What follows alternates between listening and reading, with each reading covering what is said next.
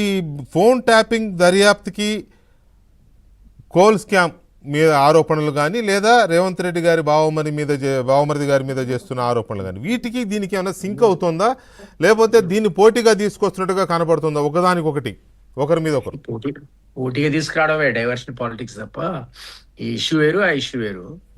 Definitely diversion politics కింద లేక దానికంటే మీరు మా మిత్రులు కాబట్టి చెప్తున్నా. రవి ఇప్పుడు స్టిల్ ఎమ్మెల్సీ ఉన్నాడా? ఉన్నారుగా. ఉంటే మీరు గెట్ అవుట్ అవ్వలేదు. సర్లేండి, అది వదిలేయండి. దానికి గెట్ అవుట్ అనలేరు అంటే ఆయన పదం వాడకూడదు మరి ఎమ్మెల్సీ ఉండి.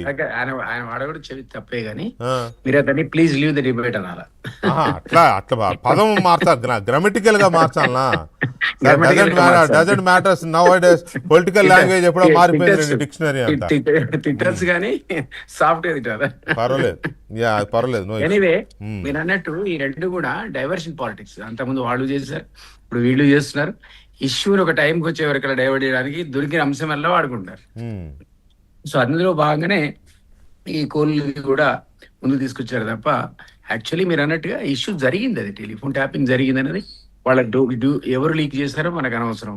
అది పుంకాలుగా దాని మీద ప్రతి ఎంక్వైరీలో పేపర్లో వచ్చింది.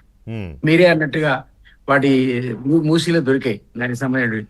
మీరే అన్నట్టుగా అది సిటీలో ఉన్నటువంటి ఎంక్వైరీ కేంద్రాలు వీళ్ళు వాడుకున్నటువంటి ఆఫీసెస్ అన్ని చుట్టుపక్కలకు మార్చి ఆల్మోస్ట్ సెంటర్స్ క్రియేట్ చేశారు వీళ్ళు.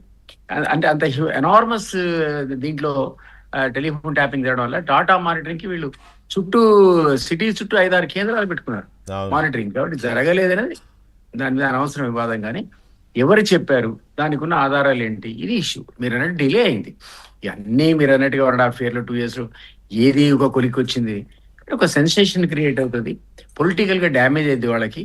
ఇమ్మీడియట్ గా పబ్లిక్ మైండ్ లో కొంత ఇన్ఫ్లుయెన్స్ అవుద్ది ఇవన్నీ, అంతే తప్ప అల్టిమేట్ గా ఎవడు శిక్షించబడతాడు, ఎవడు విడుదలవుతాడు, దోషి బయటకు వస్తాడు, నిర్దోషి లోపలిపోతాడు, ఇవన్నీ మనం చూస్తున్నవే. అల్టిమేట్ గా ఇప్పుడు హరీష్ రావు గారిది అయిపోయింది, కేటీఆర్ గారిది అయింది, రేపు ఎల్లుండి సంతోష్ రావు గారు అంటున్నారు. తర్వాత అసలు ఇక్కడ నాకు ఇంకొక విషయం అర్థం కాదు ఏంటంటే, అసలు క్వశ్చన్ మర్చిపోయి మిమ్మల్ని అడగాలనుకున్నది. ఇవాళ వీళ్ళు కాంగ్రెస్ కి సమాధానం చెప్తున్నారు, సిట్ను నిలదీస్తామంటున్నారు, సిట్ను ప్రశ్నిస్తామంటున్నారు, సిట్నే మేము అడిగాము, వాళ్ళు నీళ్ళు నమిలారు, మాకు సమాధానం చెప్పలేక అని చెప్తున్నారు. వాట్ అబౌట్ కవిత గారు? అల్లుడని లేకుండా కూతురని లేకుండా మా ఫోన్లు కూడా